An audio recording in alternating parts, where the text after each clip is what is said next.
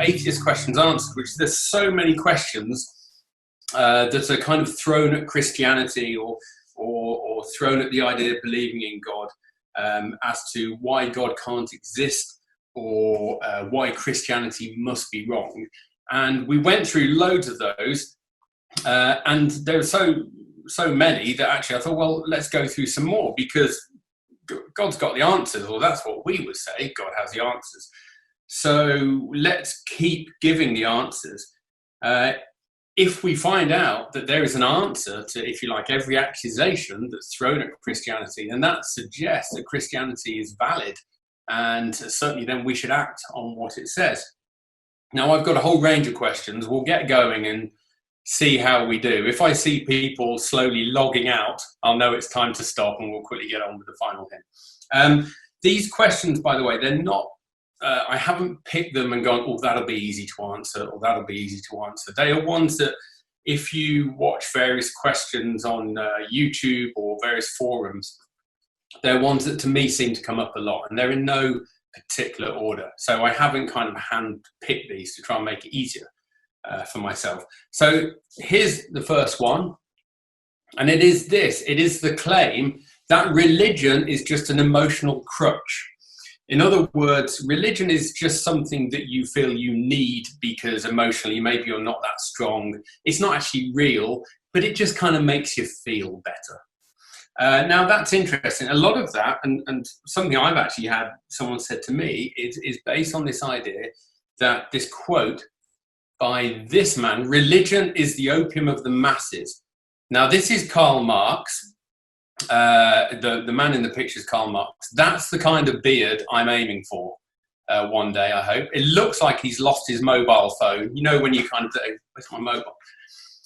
So Karl Marx in 1867 wrote a book called Das Kapital, which was basically about politics and society and economies. And he became very famous for this because it's the basis of the political ideology communism. So he basically invented communism. It's made him world famous. And one of the things he said was that religion is the opium of the masses. It's basically something you just rely on. It's not actually real, but you just kind of feel like you need it. Okay, so let's look at this quote first. Interestingly, I would wonder, if anyone ever says this to you, I would wonder why people revere Karl Marx as a great thinker. I watched a program once and it had Jeremy Paxman on it, you know, the well-known TV, BBC presenter, journalist and things. And he was complaining about this. He says, Karl Marx invented a political theory in communism that has never ever worked anywhere it's been tried. He says, so why do people revere him? And it's quite a good point. I could come up with a political theory that doesn't work. I mean, it's easy, you know, and would people revere me? Would they hang on my every word?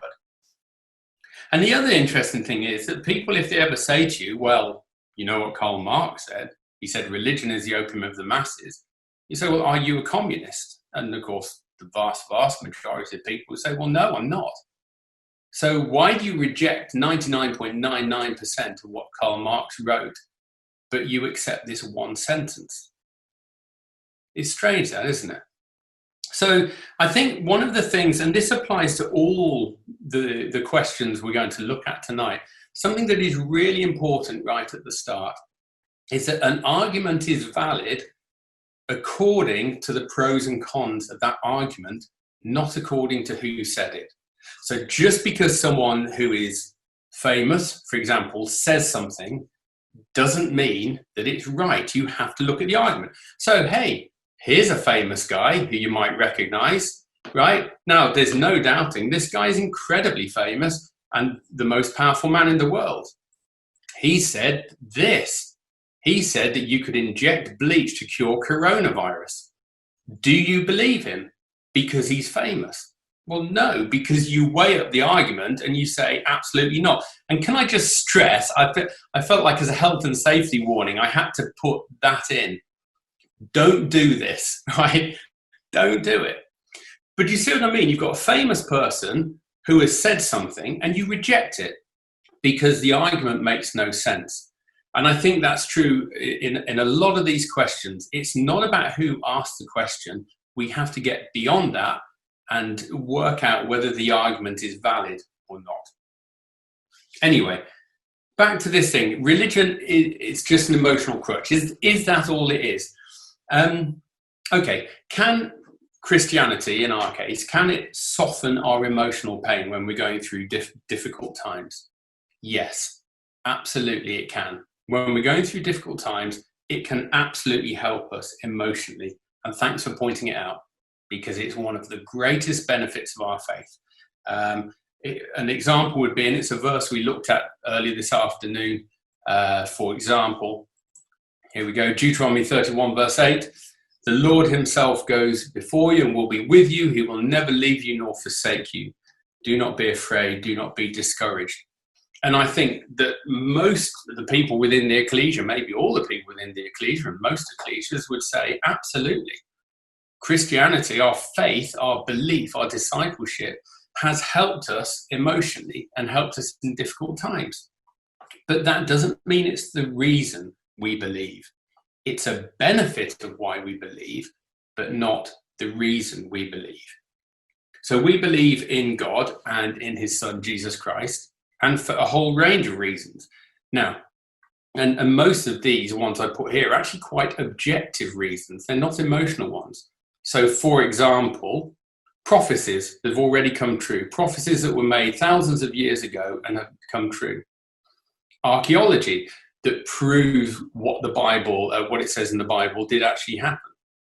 Scriptural accuracy over millennia. In other words, thousands of years ago, and over the space of about 1,500 years, maybe a bit more, the Bible was written. And it all ties together perfectly, despite being written by so many different authors.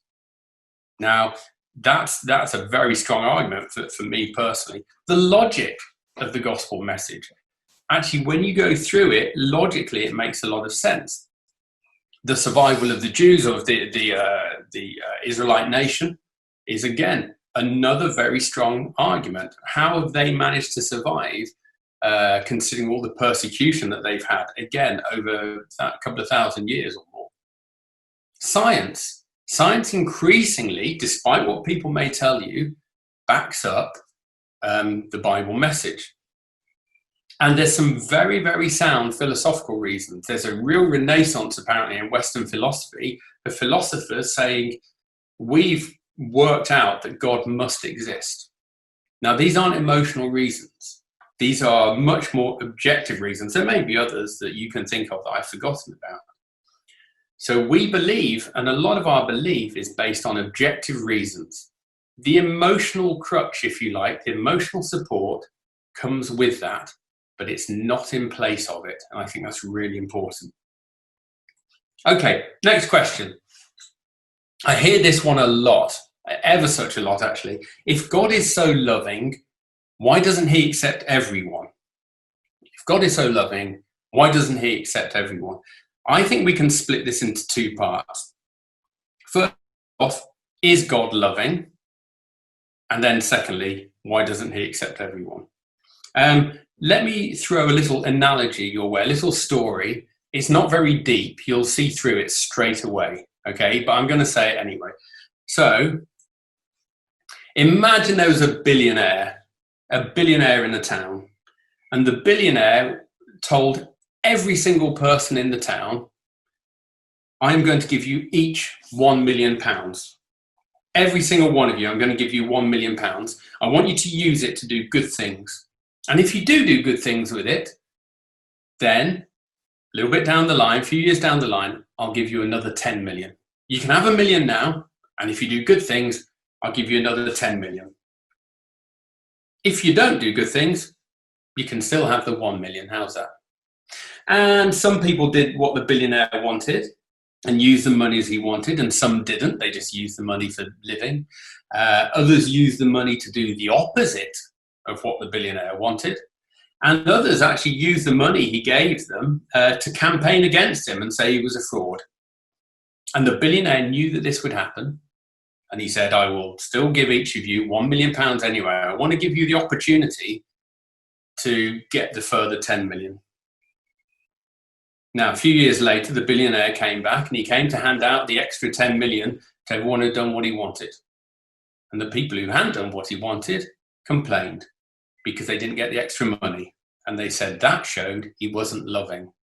Now, do you think the billionaire was loving? I would say he was. Surely he was. He gave people the money in the first place, which he didn't have to do. He was loving by rewarding those who followed his instructions. He was loving by giving the £1 million to people who he knew would misuse it, but he gave it to them anyway. He gave them the opportunity to do what he wanted.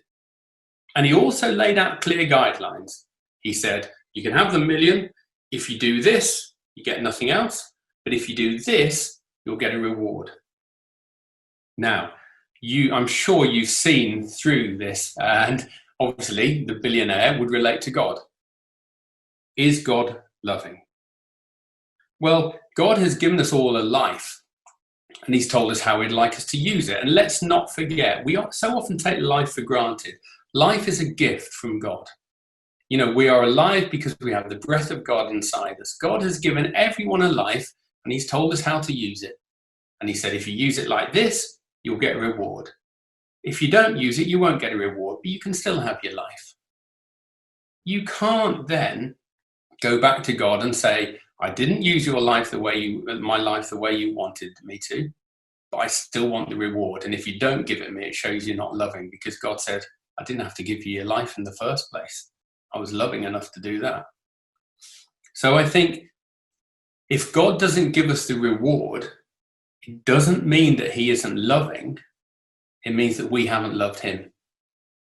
God has been loving in the first place by giving us life at all. And you see, it's very often forgotten. And when you hear these debates, it's amazing how many people will throw these accusations at God without actually knowing very, very little about God at all. And it's often forgotten that God's reward and his continuing love is conditional. He makes that very clear. He doesn't hide it. He says, if you want my continuing love, if you want my reward, there are conditions. Jesus made that clear too. For example, John 15, verse 14, Jesus said, you are my friends if you do what I command. Therefore, if you don't do what I command, you're not my friends. Now, that might sound harsh, but they're not hiding anything. They're not hiding anything away. It is conditional. Now, another important point. Does being loving mean that you accept everyone?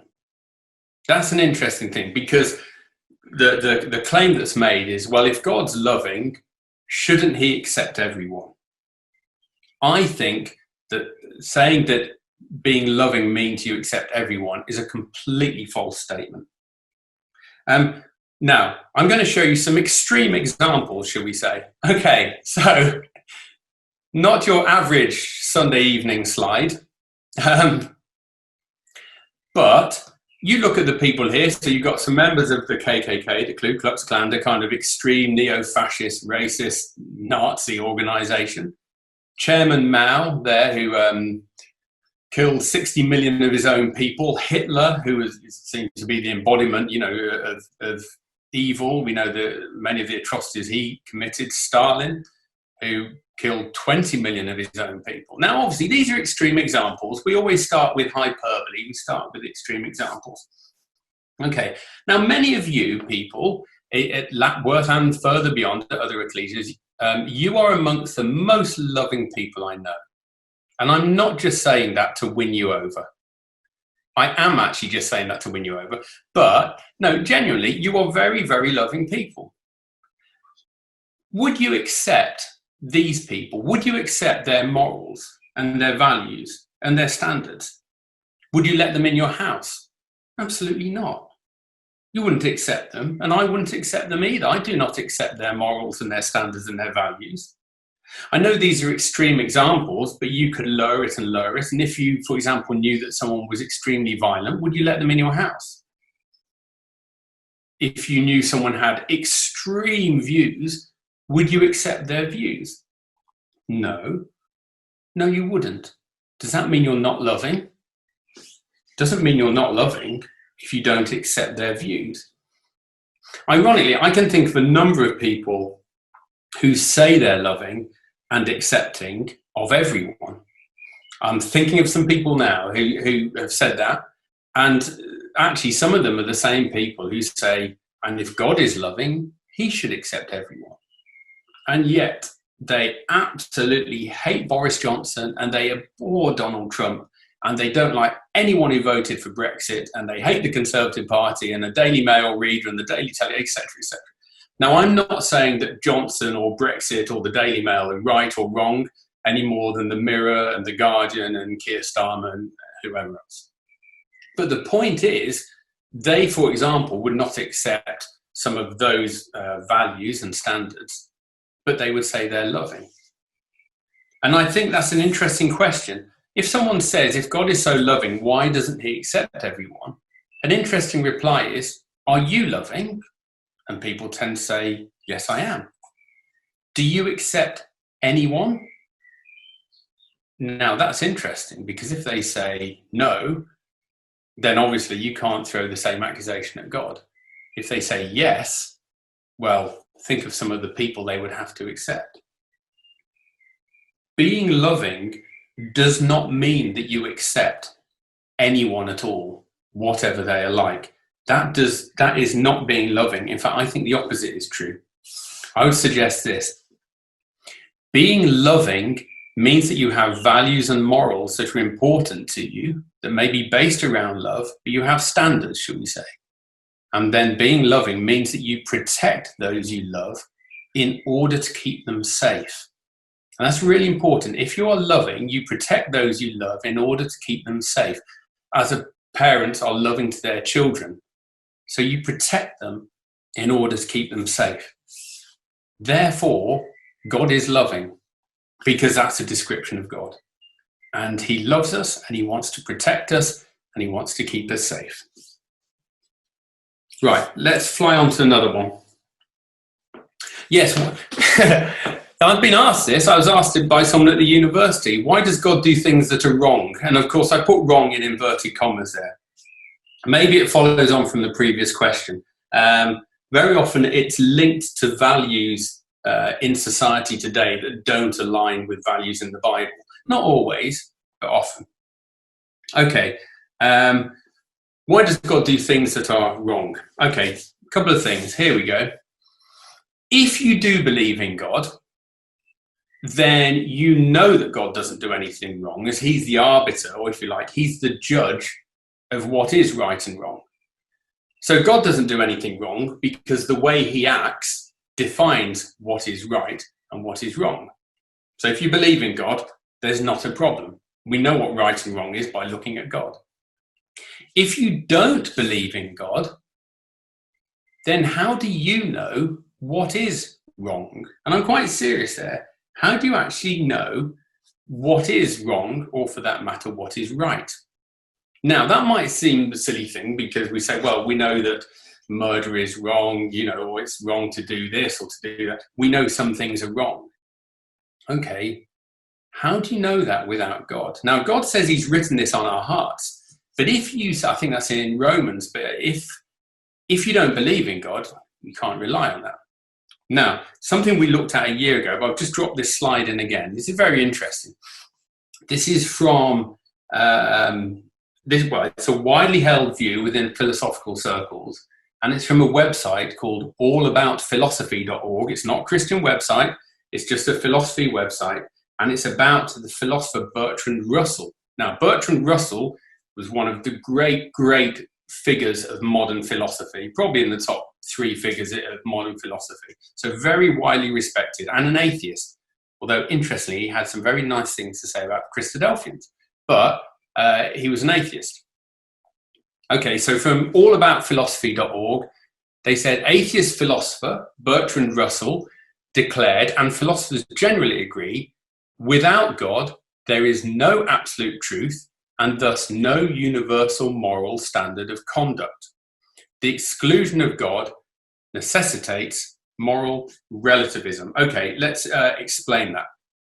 So what Bertrand Russell argued, and which most philosophers would argue, is when you have God, you know what is right and wrong because God says that's right and that's wrong, that's right and that's wrong, and so on and so forth. But if you take this kind of objective view of what is right and wrong out, if you take God out of the equation, what do you refer back to as the objective standard of right and wrong? You don't have an objective standard. So therefore, there is no what they call universal moral standard of conduct. That means that you descend into a thing called moral relativism. What's moral relativism? Moral relativism is the view that moral or ethical statements, which vary from person to person, are all equally valid, and no one's opinion of right and wrong is really better than any other. This results in the biggest practical problem for relativism. It is difficult, if not impossible, to condemn any actions from a stance of moral relativism. So, what is moral relativism? Without God, you descend into moral relativism, which is we have no definition of what right and wrong is. So if I say something's right, well, it is to me. And if you say it's wrong, it is to you. And we're both right because we've got nothing to refer back to. And it says, what does it say there? Remember, this is not a Christian website. It says, with moral relativism, which you get without God, it is difficult, if not impossible, to condemn any actions from that point of view. So if someone says this is wrong, say, how do you know it's wrong? Because if I don't think it is, it isn't. Tough. And that is what an atheist philosopher, one of the greats of modern philosophy, is saying. If you take God out, there is no right or wrong. Sorry. So that's quite interesting. Without God, there is no definitive right or wrong, only what each individual thinks. So this actually takes us back to the previous slide. If someone says, why does God do things that are wrong? You say, well, if you believe in God, he doesn't. Because God defines what's right or wrong. And if you don't believe in God, then there isn't any wrong. It's just up to each individual person. That's a problem. Much better, surely, to believe in God and have a set of moral standards. Okay, another one. And again, I hear this one quite a bit as well. Why doesn't God intervene to stop terrible things happening? Why doesn't God intervene to stop terrible things happening? I remember a lot of people saying it around the time of 9/11. For those who, it's strange, that isn't it? 19 years ago, 9/11. And I remember lots of people saying, well, why didn't God intervene? Why didn't Jesus come back and stop it, for example? Okay, why doesn't God intervene to stop terrible things happening? The first answer is maybe a little bit more frank than one might expect. And the first answer is, why should he? Why should he intervene? Let's just think about it for a moment.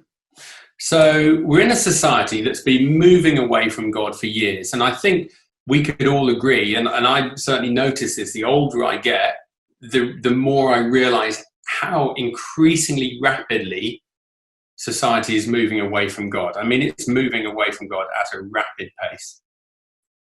People's morals and values are less and less godly. God is being removed from our schools. I mean, when I was a kid, every assembly pretty much was a Christian assembly. Very rare now, unless you're at a Christian school. Most people have stopped going to church. Society constantly mock God and Jesus, and it's painful the amount of times you see that on TV or on the radio, in films and things like that. They also mock the belief in God and Jesus. God and Jesus' names have become like a form of swear word. You know, they blaspheme. You know, it becomes like something you shout out instead of swearing. Society has decided that we don't need to follow God or Jesus anymore. And some people, of course, are trying to remove them completely from society. And then after all that, they say, God, can't you come and stop this terrible thing from happening? And to be frank, there's a part of me that says, well, why should he? You can't do all those things. If you're someone who ties in with all those things listed there, You can't do that and then say, well, why doesn't God come back and sort out the problems I've got? Doesn't make sense. Why should he? So that's one thing. Secondly, we have to understand God's overall plan for the world. It's massively important, this. And I think this goes well beyond this talk. This goes into almost any Bible study you do, or any big question, certainly, about God and Jesus and his plans and things like that. We have to try and see it within the bigger picture. It's massively important. God's non-intervention right now, as it's understood, is a part of that. Because, of course, if you go back thousands of years, God used to get involved a lot. And God would intervene a lot. And we see that particularly in the Old Testament, of course, God intervening to stop certain things happening or to save certain people. You know, you had big things happening like the parting of the Red Sea would be an obvious one. So God used to get involved a lot. And then it got to the point after Jesus where he said, okay, I've come back now. Well, I've tried to help you time and time and time again, and you still keep rejecting me. And you keep rejecting my prophets, and you've even rejected my son. So what I'm going to do, I'm not going to get involved for a bit because I've tried enough. I'm not going to get involved for a bit. I'm going to leave you to sort it out for yourselves and see how you get on. And then in time, I'll bring my son back to intervene once and for all. And in many ways, we don't have time to look at it, but that's the parable of the tenants. If you want to look it up, Luke 20, verses 9 to 19. But also, God is waiting for a time because of this. And this is a lovely verse, 2 Peter 3, verse 9. The Lord is not slow in keeping his promise, as some understand slowness. Instead, he is patient with you, not wanting anyone to perish, but everyone to come to repentance. So God is saying, I'm not going to intervene yet, because I still want some of you to come to repentance, to come to believe in me and to commit your lives to me.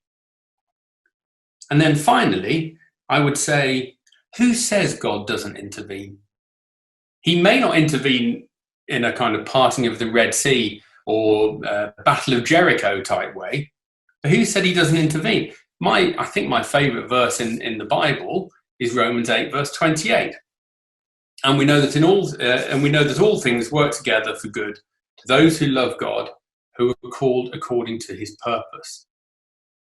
That is saying quite clearly that from time to time, if God thinks you are maybe going off track, not heading to the kingdom, if you love him, every now and again, he will make things work in your life to help you get back on track. So it says that he does intervene. He may not be making the walls of Jericho fall down, but he is intervening like that. And then also, on a personal level, I mean, there's all kinds of personal stories that people could tell you about times where they say, I'm sure God was at work there. And there's a story I'd love to tell you, but it would take about 15 minutes, so we're not going to do it.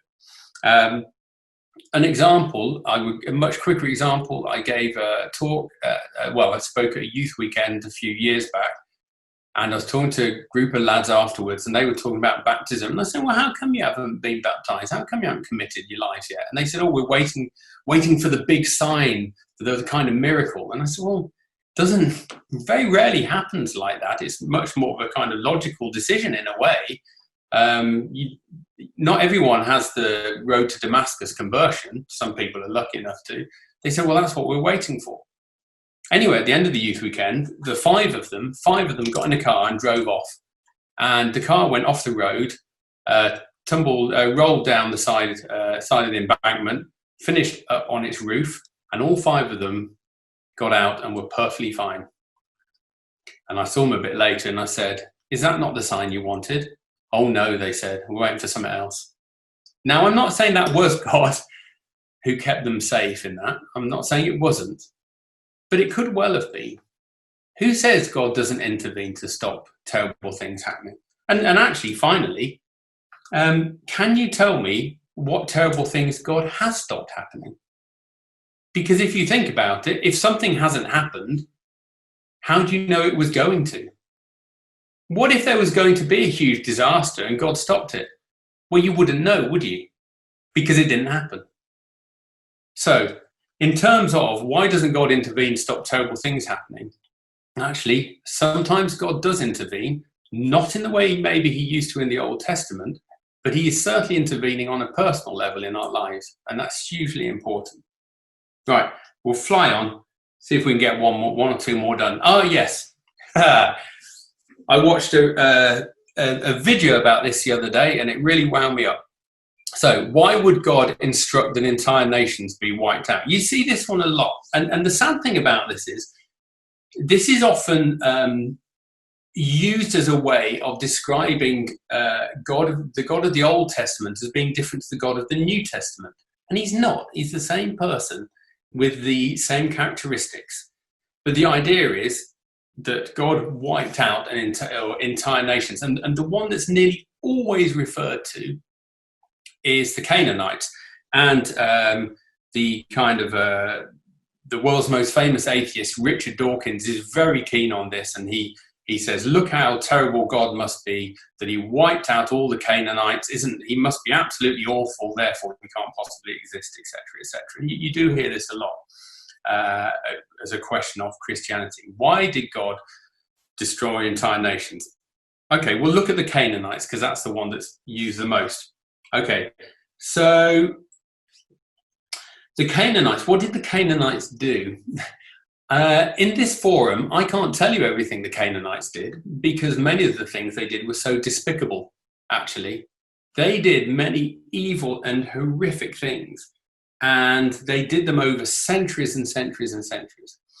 And one of the gods that they worshipped was the god Molech, who's that big metal figure there with his arms out, the kind of dark grey figure. Molech was one of the gods that they worshipped.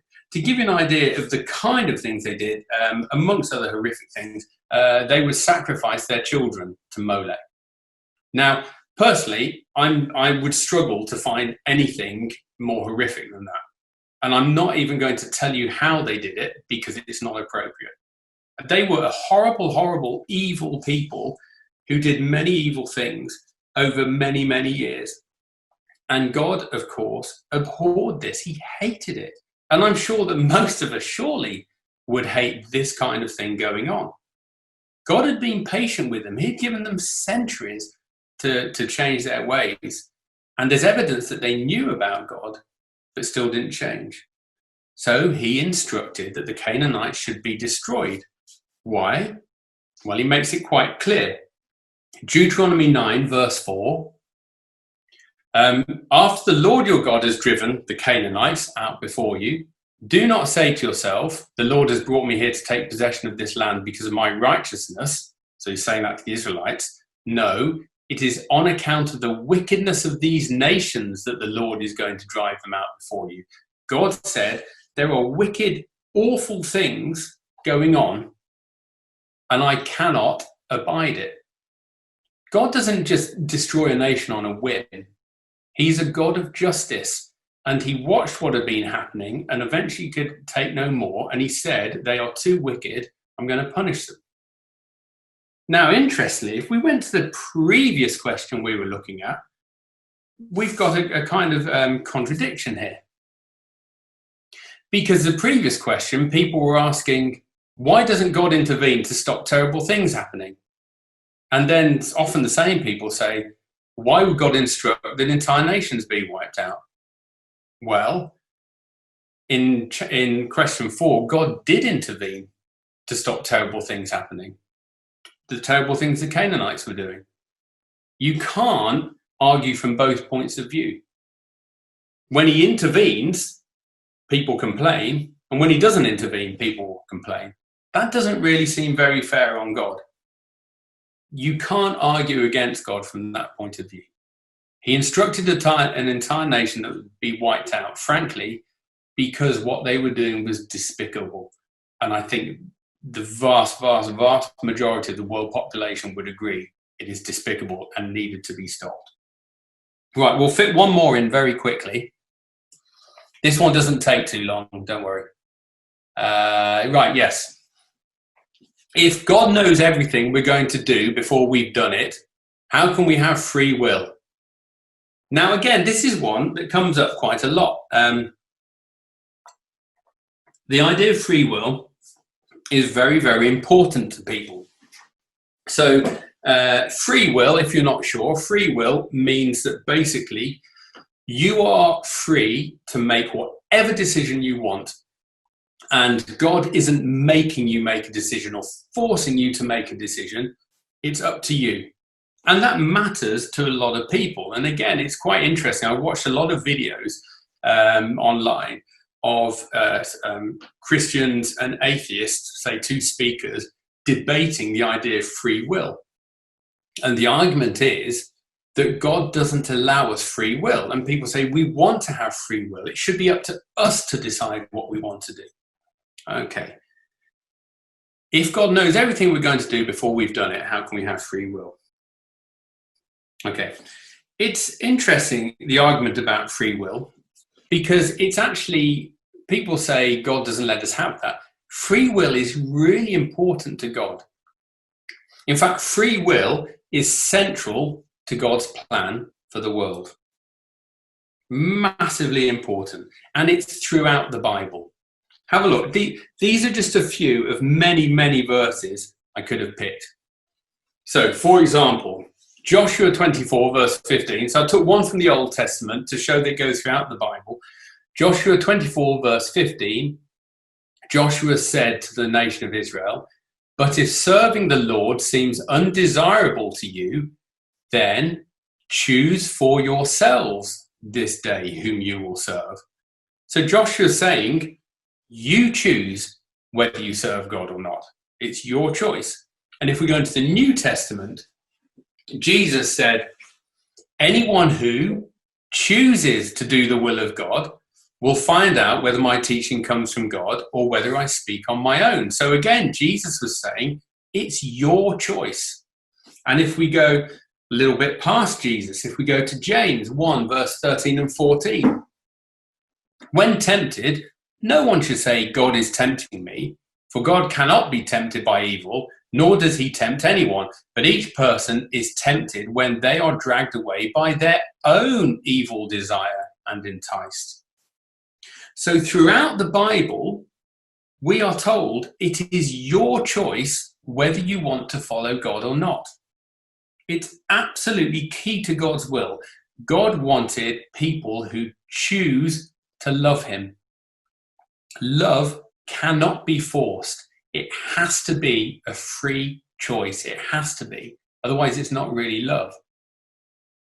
So God certainly wants us to have free will. The fact that he knows what we're going to do does not stop that. God is timeless and is also omniscient, so he's kind of all-knowing. Now, he knows what we're going to choose, even though it's our free will. It's a little bit like an analogy. I saw a video a few years ago, and I managed to find it early. It's very bad quality on YouTube.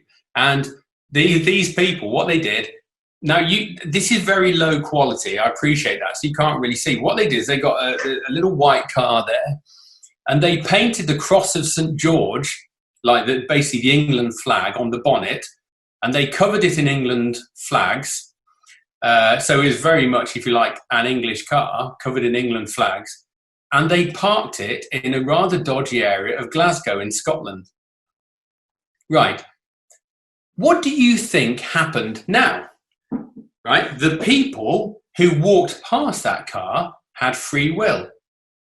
And yet, because of the knowledge that you have, I think you know what's going to happen to that car. I won't play you the video, but within 20 minutes, a group of lads came by and jumped on the car and kicked in the windscreen. I don't know if you can see that, smashed in the windows at the side as well. Because they didn't like England, I suppose. Now, they had free will, but you knew it was going to happen. And we could use all kinds of examples of that, where with the knowledge I have, I know that if someone has this choice or this choice, I know which one they'll choose. God is all-knowing. So he says, I'll let you choose. But because I'm all-knowing, I know what you're going to choose. It doesn't mean I've made you choose it, but it means I know what you will do. And also, because God is timeless, So he's in the future and the past and the present. He also knows that way. But it is our free choice, and God wants it to be our free choice. It's important that it is our free choice. Now, an interesting thing to do with this argument about free will is to say, what if we take God out of the equation? Because as I said, free will is very, very important to so many people. And they have this debate, this argument, well, if God exists, I don't have free will. And we've said, well, you do. Okay. What if you take God out of the equation? Now, I've read quite a bit about this, and I watched a little video the other day. I won't show you now because it's only about 11 or 12 minutes long. I'd strongly recommend it to you. So if at some point you want to look at that link, and I guess this talk will be on the website. Mind you, it's that bad. It might not be, I suppose. But if I'll put this link there, as you can see, and it's Stephen Hawking, who of course did not believe in God. And Stephen Hawking, one of the world's at the time world's leading physicists, he actually argued that without God, nobody has free will. Now, he was arguing it from an atheist point of view, but he said from a purely scientific atheist point of view, without God, nobody has free will. It's a thing called scientific determination. You are bound to do certain things. Now, I won't get into it because it's relatively complex, but actually it's mind-blowing. And there's a lot of scientists now who are saying, any of us have free will if you don't believe in God, because we are programmed to act in a certain way. And that's incredible. So when the person comes to you and says, look, why doesn't God give me free will? We've shown that God does give you free will. It's vitally important to him. But without God, you actually don't have free will. And the world's leading scientists are saying you don't have free will. And right at the end of this video, like I say, it's only, in fact, looking there, it's about 13 minutes long. There were some other scientists involved who were helping him, who were atheists. And one of them said this. He said, if life is completely predetermined based on science, then I'm not sure what the reason for everything we're doing is. That's so messed up. It's really messed up. Now, you've got an atheist there saying, basically, my life's completely messed up because I realize I don't have any free will. So we've completely flipped this one on its head, because we had people saying, God doesn't give us free will. We've shown that he does. And actually, without God, if you take God out of the equation and just follow science, then you don't have free will. That's amazing. Right. That'll do for now, I think. What's good is there's a few questions I didn't answer, which means I can do yet another talk called Even More Atheist Questions Answered, Part 9, or something like that. We haven't gone into it in great depth. Obviously, we can go into much greater depth, or we would love to do that in some ways. I could go into much greater depth about all of the questions. But hopefully you can see that for each of these questions, God has an answer. God has an answer to every question. It's about looking at the question, weighing it up, looking at the Bible, so taking all the facts and seeing what the answer is. And there is always an answer. And if all the questions can be answered, then it suggests that God is also right about all the other things he tells us about in the Bible, and the things he expects us to do, and the reward he has for us at the end of it. So now it's up to us, it's up to our free will to choose to follow him and to get that reward by his grace. Thank you very much.